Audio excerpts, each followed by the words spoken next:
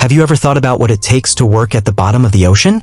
Imagine being in total darkness, 300 feet below the surface with only a thin umbilical line connecting you to life above.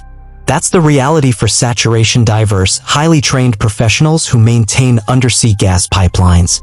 It's a dangerous job, and one mistake can mean the difference between life and death. Chris Lemons, Duncan Alcock, and David Uasa were part of one such team stationed aboard a vessel in the North Sea. For weeks at a time, they lived inside pressurized chambers, breathing a special mix of gases to survive at extreme depths. To do their job, they rode in a diving bell, a small, pressurized capsule that lowered them into the ocean while keeping them in the same high-pressure environment.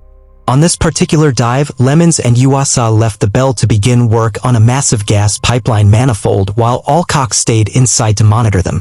Everything was going smoothly until disaster struck. Above them, the ship's dynamic positioning system, DPS, which keeps it steady, suddenly failed. The vessel began drifting. And because the bell was attached to it, the bell moved too, dragging Alcock with it and pulling Uasa and Lemons along by their umbilical lines.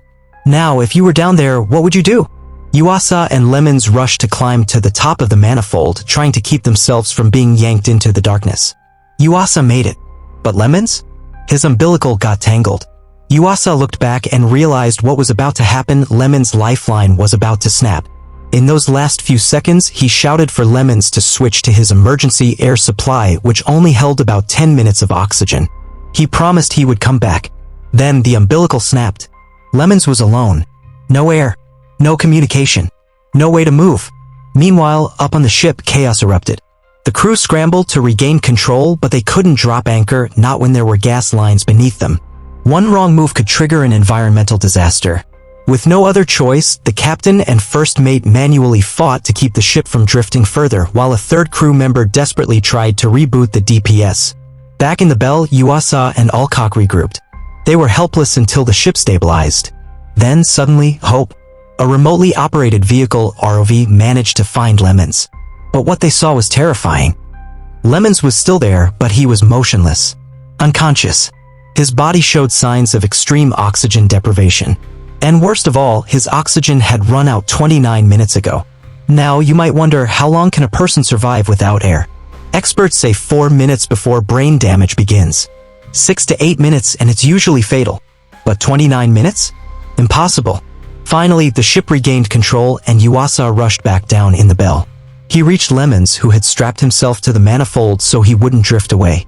Somehow, even though his oxygen had been gone for nearly half an hour, he was still there. Uasa hauled him back to the bell, where Alcock immediately began mouth-to-mouth resuscitation.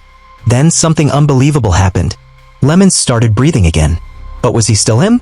He wasn't responding. No words. No movement. Had the lack of oxygen destroyed his brain? Uasa and Alcock watched, their hope fading. Then, out of nowhere, Lemons spoke. He was fine. No brain damage. No lasting effects. It was as if nothing had happened. The team was rushed back to the ship and the job was called off. Lemons spent the journey home recovering in the pressurized chamber, and when they finally reached port, he went home to his fiancée. Imagine what that moment must have been like, walking through the door, seeing the person you love and telling them, "I should be dead. But I'm not." And here's the most astonishing part. Experts still don't understand how Lemons survived. His brain should have shut down.